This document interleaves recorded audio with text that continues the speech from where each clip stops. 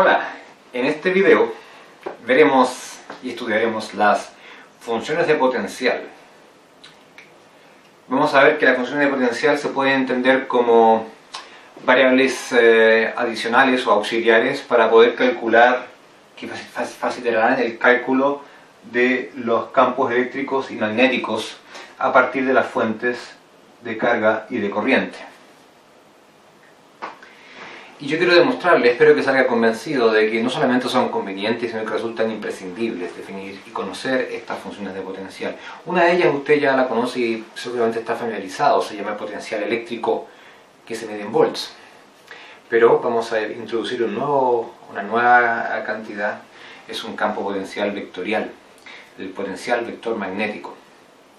El principal propósito de esto es poder hacer lo siguiente.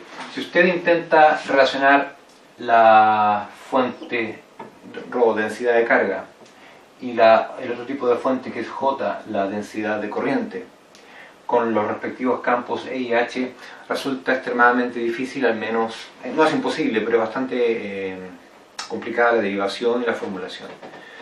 Una forma más simple para pasar de esto a H es definir unos campos vectoriales alternativos o auxiliares.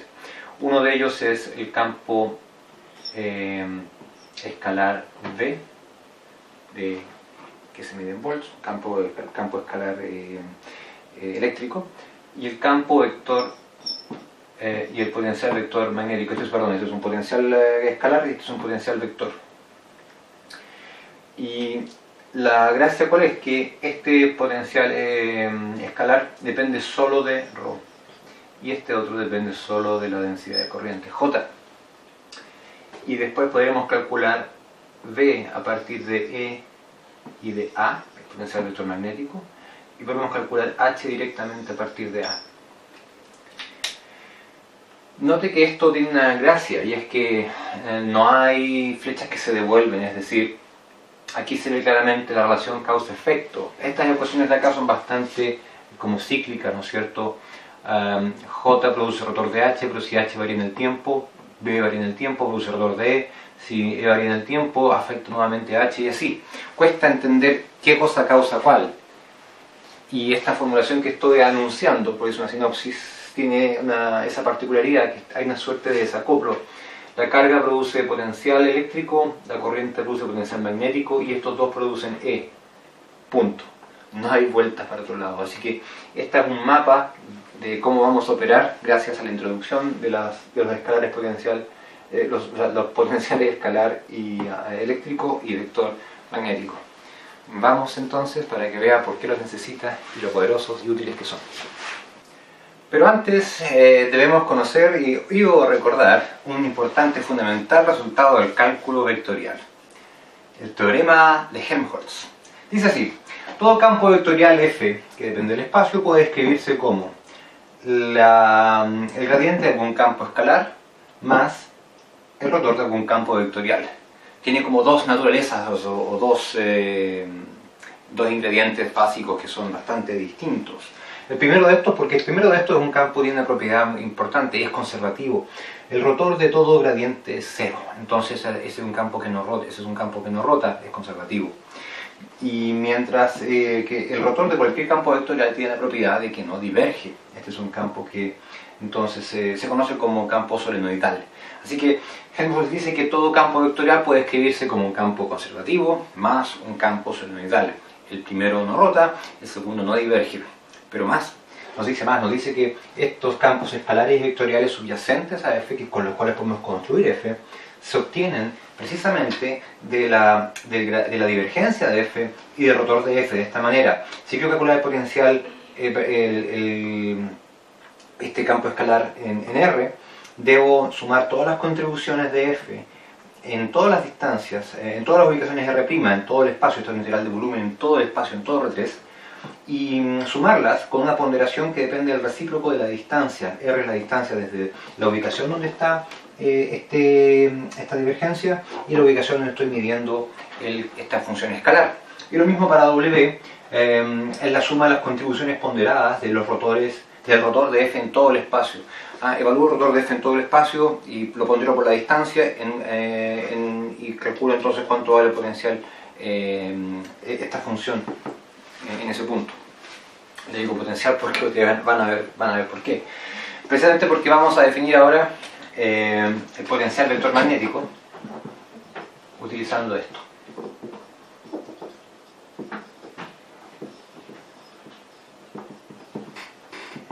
Mire, a partir de Helmholtz podemos escribir nuestra densidad de flujo magnético B en R,T como el gradiente de algún campo escalar phi en R,T más el rotor de algún campo vectorial, no le vamos a llamar W, le vamos a llamar A. ¿Sí? Porque no estamos hablando de... Bueno, podemos llamarle como queramos, ¿sí? Ahí está. Sin embargo, por la ley de Gauss del magnetismo, la divergencia de B es idénticamente cero. Entonces, si yo uso Helmholtz para encontrar esta función escalar phi, tengo que agarrar esta ecuación y decir ya, veamos la divergencia del campo B y la integramos en todo el volumen. Sin embargo, la divergencia de B es cero. Así que sin lugar a dudas esa integral va a dar cero.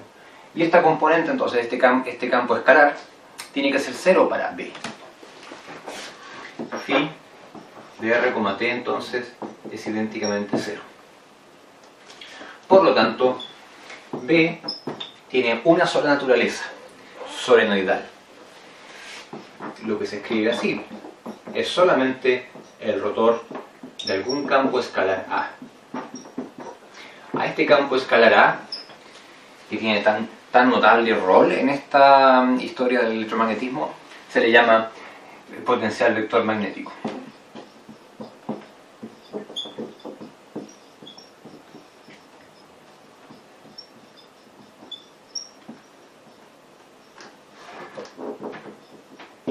¿Qué unidades tendrá este potencial vector magnético?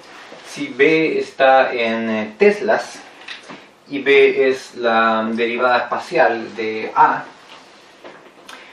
tiene que ser algo que si lo dividimos por metros nos da T. Así que una forma sencilla de tener posibles unidades para A sería metros por Tesla. Pero veremos que, como siempre ocurre con las unidades, uno puede hacer conversiones y expresarlo de otra forma. Tenga paciencia. Entonces, aquí está el potencial vector magnético. El siguiente potencial que vamos a definir o redefinir es el potencial escalar eléctrico. Aquí está, potencial escalar eléctrico. ¿Usted cree que lo conoce? Bueno, verá algo que tal vez le sorprenda. Solía ser en el caso electrostático que el campo eléctrico era conservativo, no tenía rotor.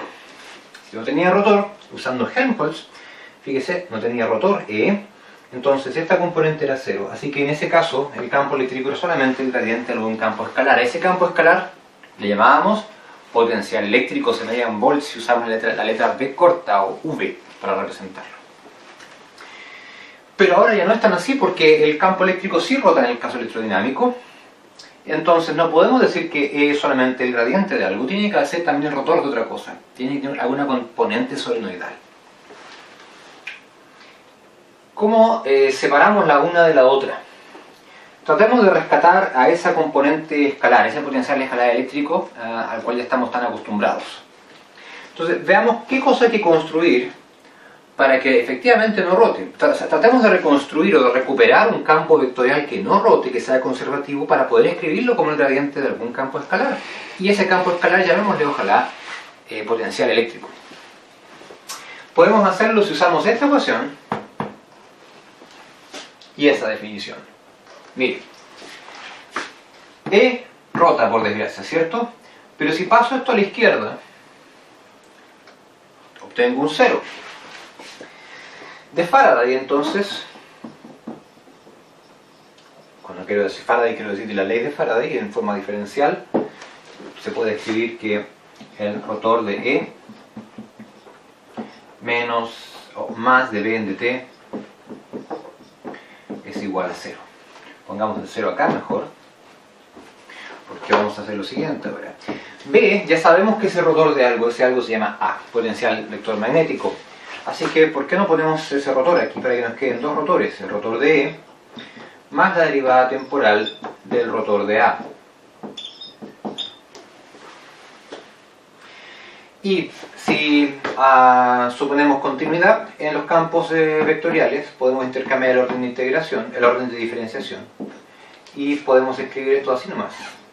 Rotor de E más la derivada temporal de A.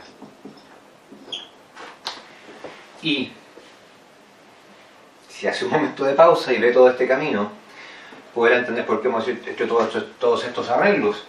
Tenemos aquí una cantidad, fíjese, ¿qué es lo que obtuvimos? Una cantidad que al rotarla me da 0 siempre, en todo lugar y en todo instante. Hemos recuperado entonces un campo conservativo y rotacional. Ya no es E, es E más esto. Si a E le sumo la derivada temporal del potencial electromagnético, recupero un campo conservativo. Y a ese campo conservativo le vamos a llamar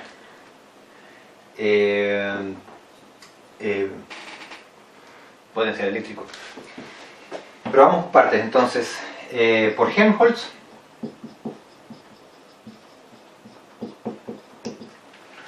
a esta cantidad que no rota, la puedo describir en forma completa como el gradiente de algún campo escalar. Entonces, E más la derivada temporal de A es igual al gradiente de algún campo escalar phi, vamos a llamarle de esta forma. Campo escalar, no tiene vector arriba. Pues bien, vamos a utilizar, a definir sin pérdida de generalidad otro campo vectorial, otro campo escalar que es, le vamos a llamar V, y pongámosle un signo menos para mantener una convención que veníamos usando de antes. Y en el fondo estamos diciendo que V es igual al negativo de phi. ¿Sí? Así es que permítame poner directamente acá menos el gradiente, o mejor dicho, que el gradiente del potencial eléctrico es el negativo de esto. Y vamos a ponerlo un poquito más formal, con más cuidado. Vamos a poner aquí que existe un campo escalar V tal que su gradiente en R, t es igual al negativo de E en R, t menos la derivada temporal del potencial vector magnético en ese punto, donde V de R, t es el potencial escalar eléctrico y se mide en volts.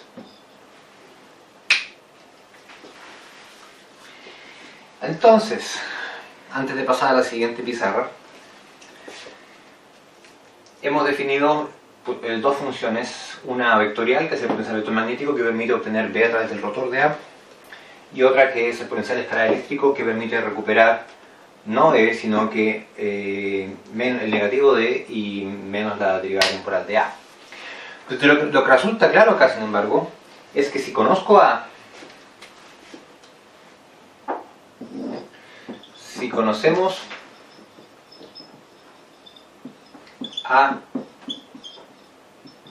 y conocemos B en todo instante, podemos perfectamente determinar los campos que son los que nos interesan, ¿cierto? El campo magnético o la densidad de flujo magnético B y el campo eléctrico, intensidad de campo eléctrico E, de la siguiente forma. B, ya lo dijimos, ¿no es cierto? Ahí está, el rotor de A. Y el campo eléctrico, o intensidad de campo eléctrico, lo recuperamos de la siguiente forma. es el menos el gradiente del potencial eléctrico menos la derivada temporal de A. Miremos un poco esto un momento, por favor. Esto que está acá es la parte conservativa de E, que era lo único que tenía E en el caso electrostático. Y por Helmholtz entonces, esto que está acá debe ser, y es, podría ser, o contiene, contribuye con la parte solenoidal de E. Entonces podríamos decir lo siguiente, que el potencial electromagnético es el campo vectorial que, derivado en el tiempo, contribuye con la componente rotacional de E. Vamos a elaborar un poco más esta idea en lo que sigue. Ya, ahora que definimos el potencial vector magnético y el potencial escalar eléctrico, volvamos al mapa inicial que les mostré. ¿Se acuerdan? Les prometí que de la densidad de carga podíamos encontrar les adelanté un potencial escalar eléctrico, y de la densidad de corriente un potencial vector magnético. Aún no hemos hecho esa parte.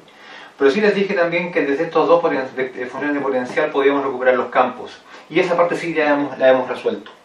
El campo eléctrico se puede calcular combinando el gradiente del potencial eléctrico y la derivada temporal del potencial escalar magnético, vector magnético, y la densidad de flujo magnético puede obtenerse como rotor de este A. Así que esta parte está cubierta.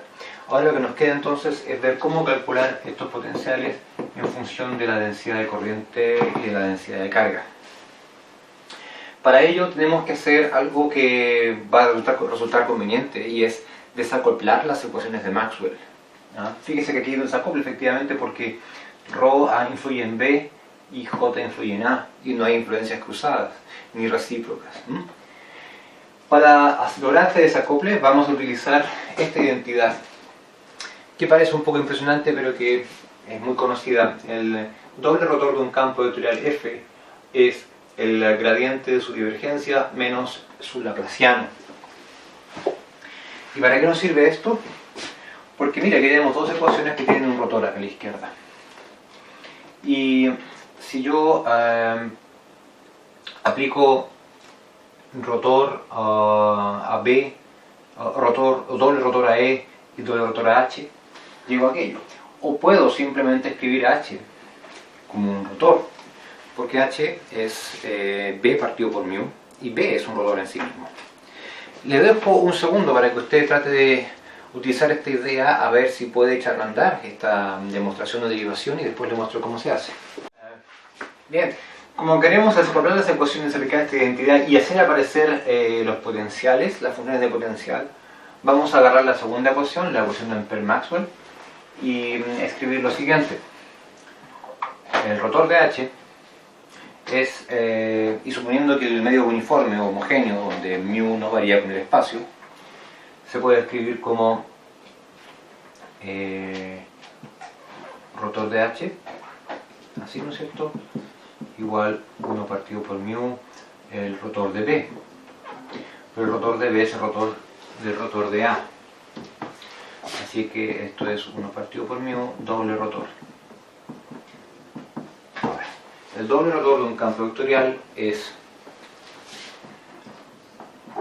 el gradiente de su divergencia menos el laplaciano. Y todo esto trabajando el lado izquierdo de esta igualdad. Ahora incorporamos el lado derecho. Aquí en esta igualdad entonces aplicamos la ley de Ampère-Maxwell. Y entonces recuperamos J y recuperamos la derivada temporal de D. D también, si el medio es homogéneo, puede escribirse como una constante veces E, la permitividad eléctrica. Entonces esto es E por la derivada temporal de E. Sin embargo, E también puede escribirse en función de los potenciales. Recuerden, queremos sacarnos de encima los campos y dejar los potenciales solamente en el terreno de juego. Así que hagamos aquello. Pongamos epsilon y la derivada temporal de E es esto que está ahí. Va a quedar con un menos la derivada temporal del gradiente de v y menos la segunda derivada temporal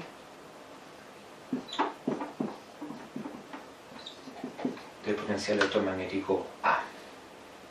Y también con un epsilon acá. Todo esto funciona escalado por el factor epsilon. Sí. Reagrupando términos, podemos entonces notar que tenemos una igualdad aquí, donde, para empezar, obviando esta parte de acá, viendo esto con eso, podemos escribir todo en términos de los potenciales. La ecuación quedaría así. Voy a pasar este laplaciano sumando, y va a quedar entonces el laplaciano positivo, menos epsilon.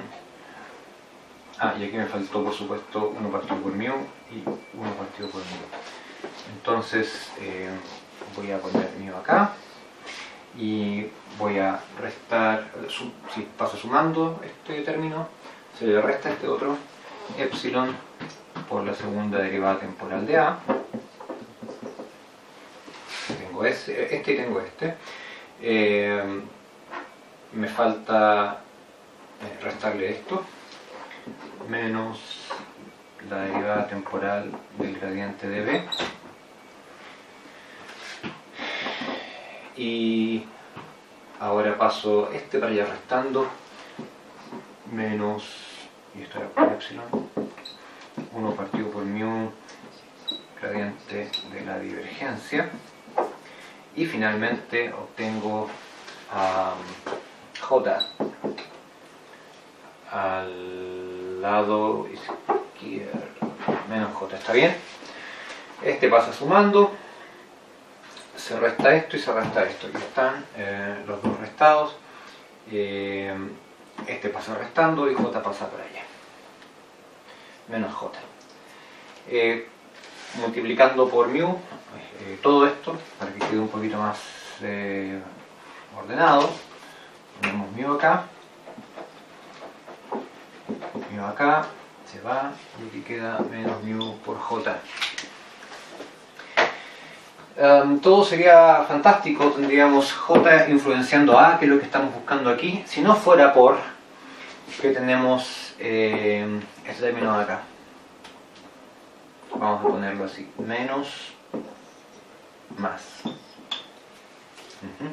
Si lo que está aquí en este paréntesis fuera 0, tendríamos la dependencia de A respecto de J en forma explícita, limpia y sin cruces. ¿Tenemos la libertad para hacer eso? Sorpréndase si usted quiere, pero la respuesta es sí, tenemos la libertad de hacer eso. Vamos a demostrar en un momento. Por ahora vamos a escribir esto. Podemos elegir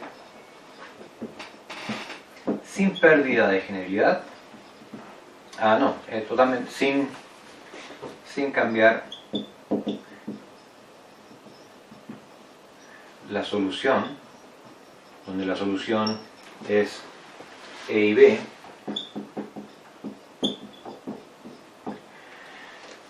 podemos escoger A y B de manera que mu epsilon, segunda derivada temporal del gradiente de B, sea igual a, o mejor dicho, miren, aquí hay un gradiente y un gradiente, podemos poner el gradiente afuera y poner mu epsilon, derivada temporal de B, más divergencia de A igual a 0. ¿Por qué podemos escogerlo? Por el teorema de Helmholtz. Miren,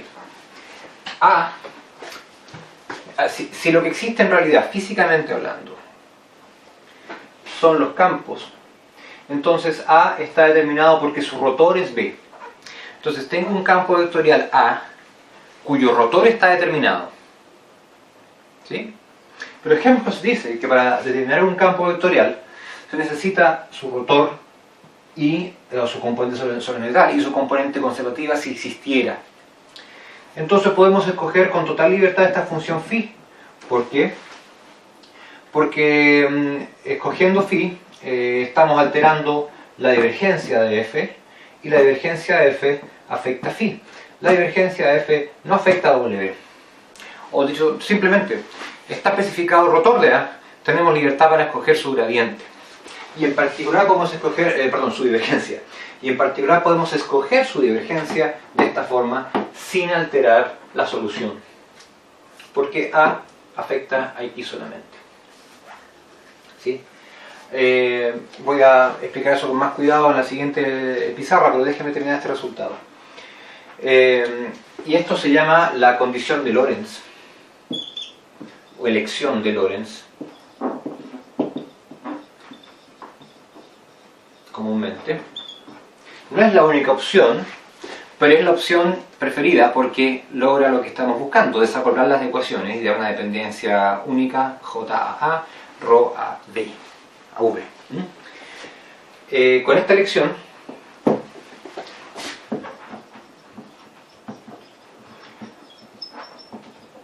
obtenemos que esta ecuación, laplaciano de A menos mu epsilon segunda derivada temporal de A tiene que ser igual a menos mu veces J.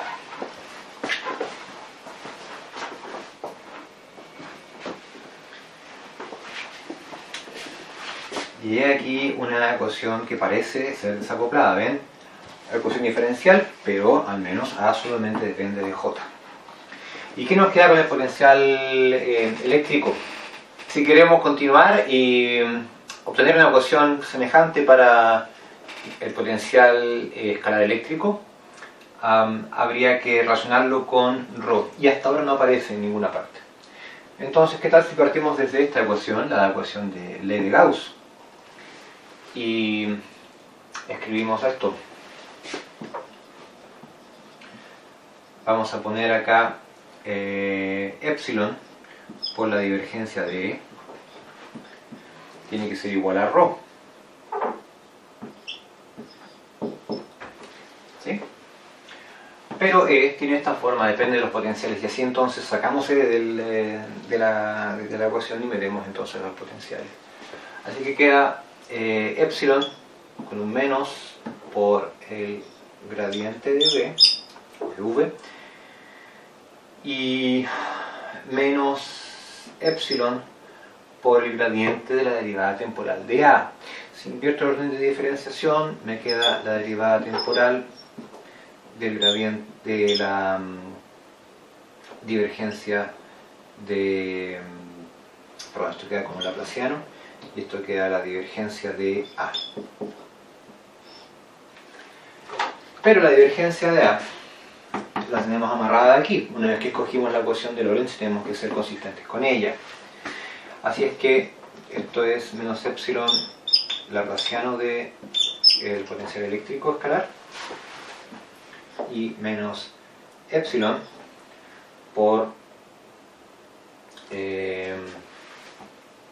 la derivada temporal la divergencia de A. Pero la divergencia de A es el negativo de esto, así que ponemos acá menos mu epsilon de en dt p.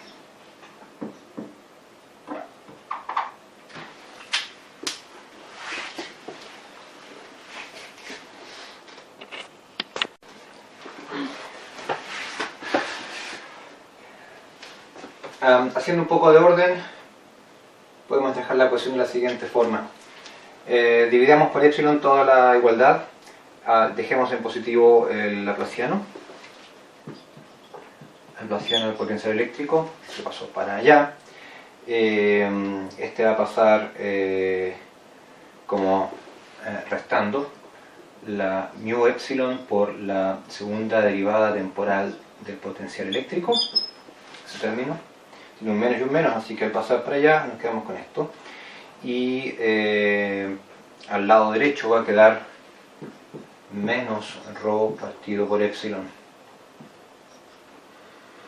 y esta es la ecuación correspondiente a la anterior, pero en este caso para la potencial escalar eléctrico. Nuevamente una ecuación, fíjese, de la misma estructura, una ecuación diferencial, y al lado derecho está J para A y al lado derecho está ρ para E. Esto ya delata en forma clara que el potencial escalar eléctrico solo depende de la densidad de carga y el potencial vector magnético solamente de la densidad de corriente. Hemos demostrado la estructura de estas dependencias. Nos falta solamente poder decir cómo es exactamente A en función de J y V en función de la densidad de carga.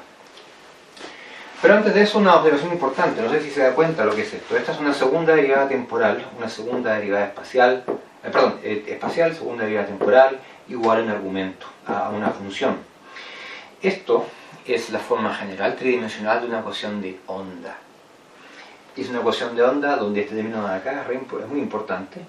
Este término de acá determina la velocidad de propagación de estas ondas. Y esa velocidad de propagación corresponde a 1 partido por raíz de epsilon, raíz de mu epsilon, el recíproco de esto.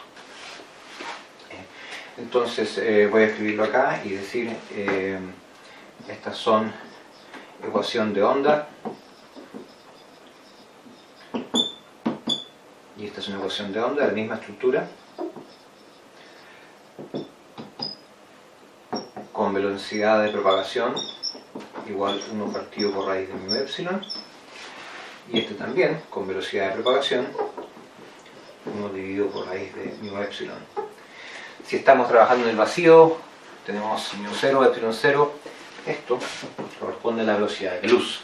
Y aquí está algo que ya me había mencionado. Estas ecuaciones llevan directamente a que las ondas electromagnéticas existen, los campos se propagan como ondas, los potenciales por lo menos se propagan como ondas, y la velocidad de propagación es la velocidad de luz si trabajamos en el vacío.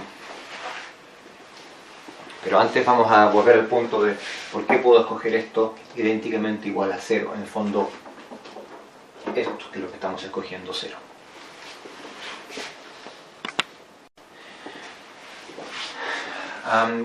Aquí les voy a, como les prometí hace un momento atrás, la condición de Lorentz. Aquí está la condición de Lorentz, y les dije que la idea era tratar de convencer de que tenemos la libertad suficiente para escoger a A de modo que esto se cumpla.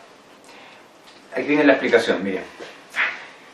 Supongamos que tenemos unos ciertos campos eléctricos y magnéticos en el espacio, y hay un par de potenciales escalar y vectoriales que satisfacen, que rinden, que entregan esos campos eléctricos. Entonces, sean B0 y A0 consistentes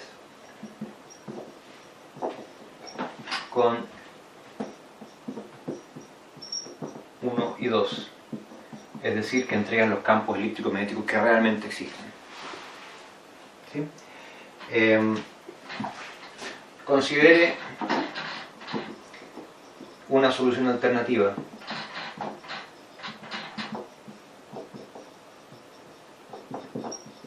que le vamos a llamar B sub 1 y A sub 1. A sub 1 lo vamos a construir como A sub 0 más el gradiente de algún campo escalar. Ya B sub 1 lo vamos a escoger como B sub 0 más algo que aún está por determinar. ¿Sí? Está por determinarse. Entonces,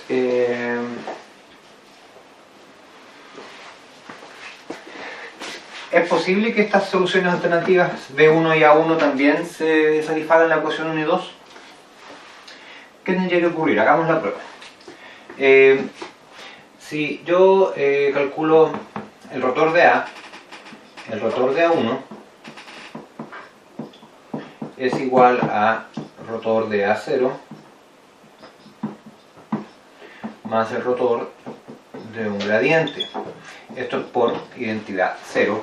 Así que esto no es otra cosa que el rotor de A0 y esto es igual a B. Así que al menos esta solución, esta variante de la solución original también satisface 2. Pero, ¿seguiremos satisfaciendo la ecuación 1? Probemos. Si tomamos el gradiente de B1 menos la derivada temporal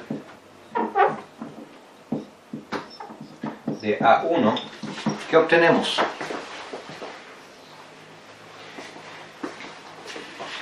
Aquí está B1. A B1 le vamos a agregar alguna función psi, escalar, tiene que ser un potencial escalar.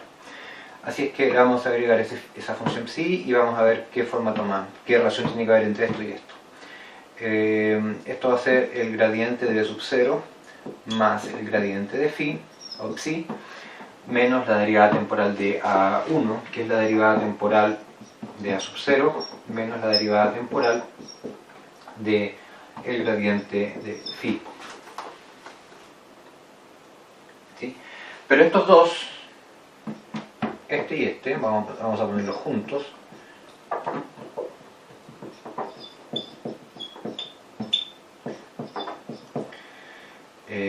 Más gradiente de psi menos, vamos a ponerlo de esta forma, gradiente de psi menos la derivada temporal de phi. Y esto que está acá, fíjense, como B sub 0 y A sub 0 son solución de esto, esto no es otra cosa que el campo eléctrico. Así es que esto tiene que ser 0. Entonces, y aquí una fórmula para generar una infinidad de soluciones alternativas igualmente válidas. Escoja un phi cualquiera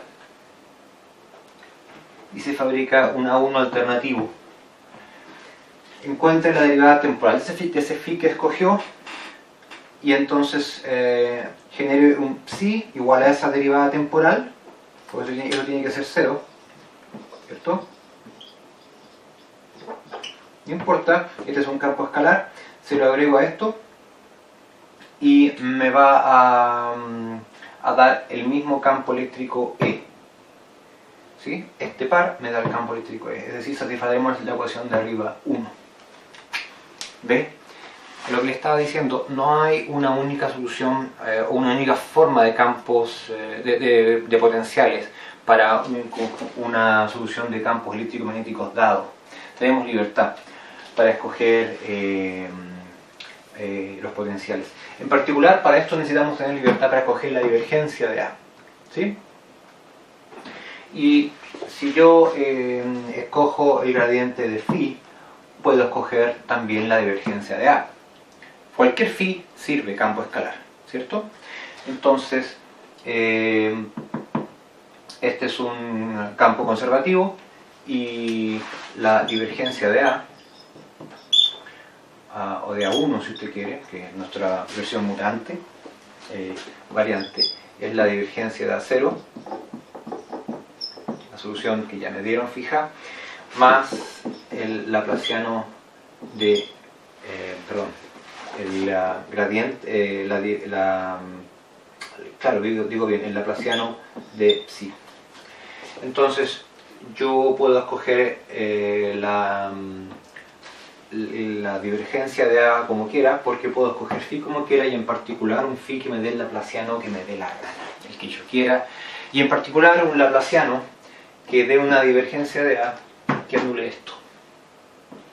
Y eso es todo. Bien, aquí volvimos y tenemos aquí un resumen de lo que dedujimos hace un momento, que el resultado de la desacoplo de las ecuaciones y la demostración, ¿no es cierto?, el resultado de la demostración de que los potenciales pueden escribirse en forma desacoplada, potencial eléctrico, una ecuación de onda que depende solamente de la densidad de carga, y que el potencial electromagnético solo depende de la densidad superficial de corriente en todo el espacio. Lo único que nos queda es encontrar la forma, resolver estas ecuaciones diferenciales y darle una forma explícita a la dependencia de los potenciales respecto de esas fuentes. Y digo fuentes, ¿eh? Esto iban a ser las fuentes, son las causas en la base de todo lo que sigue después. Por eso están puestas acá a la izquierda. Bien, lo que viene ahora es bastante simple de escribir, aunque la demostración es bastante larga, pero se puede demostrar que lo siguiente.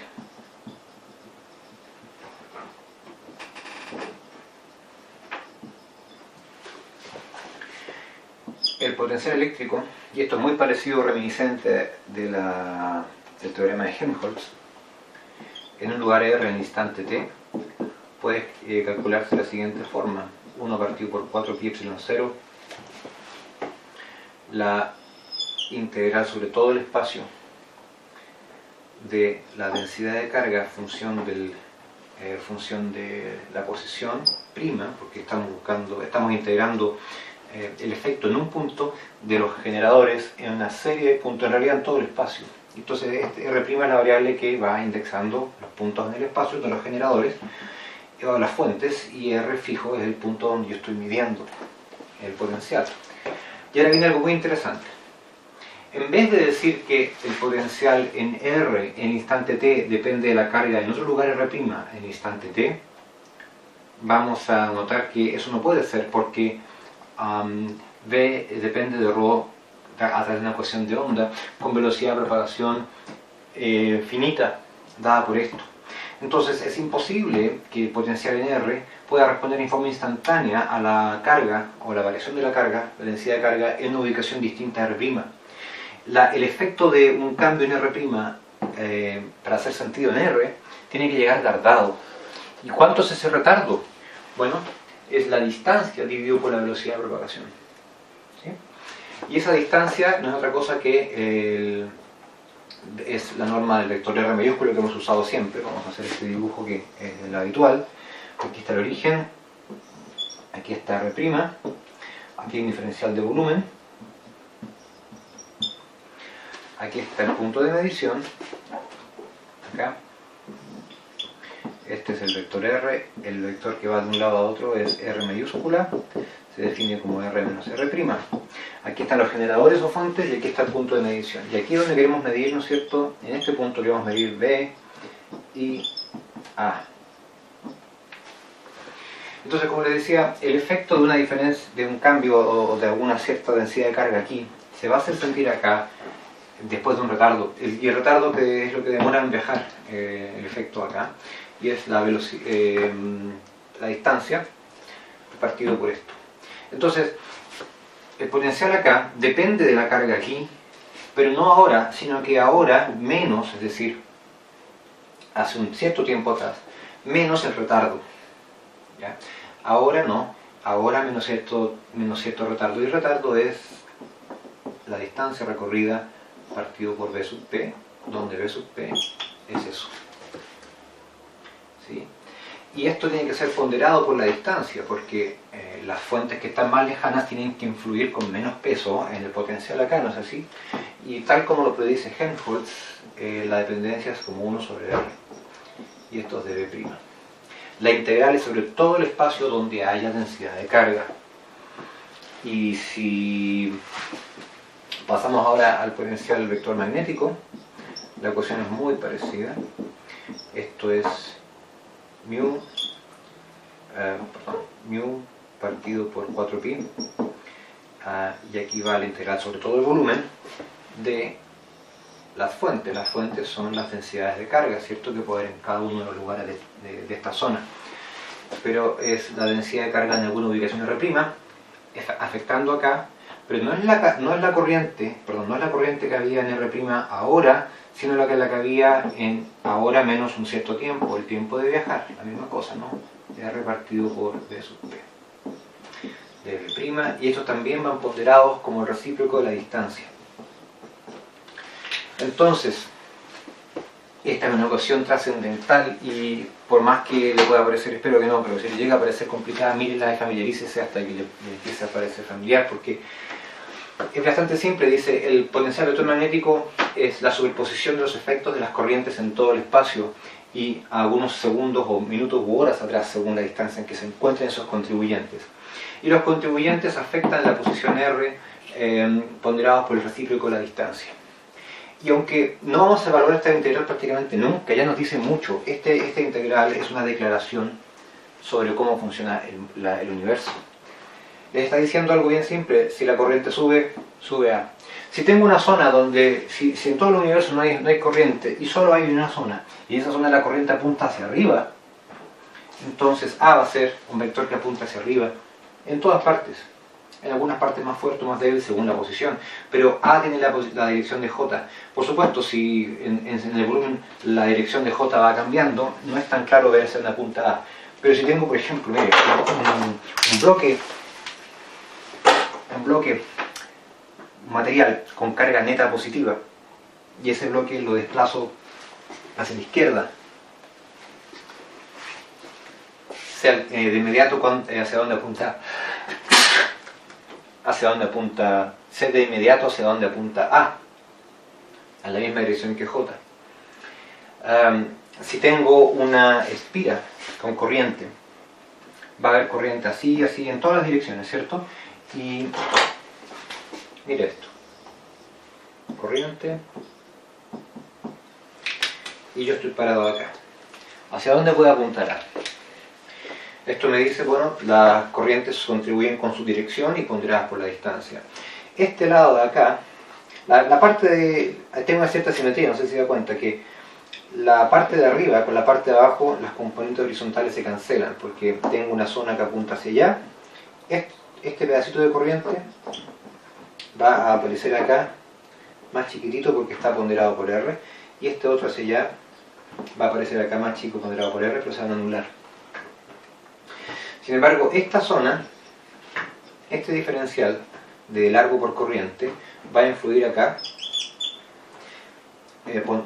achicado por el recíproco de la distancia, y su contraparte es esta otra, que va a hacer lo mismo, pero fíjese, esta otra está más lejos. Entonces, la mitad derecha, que tiene corriente que en promedio va hacia abajo, está más cerca de la mitad izquierda, cuya corriente va hacia arriba, y el efecto neto acá es que A va a apuntar hacia abajo. Y lo mismo va a ocurrir con las derivadas temporales si esto llegara a acelerar. Y algo parecido usted puede concluir para V, el potencial eléctrico. Así es que estas ecuaciones son importantísimas.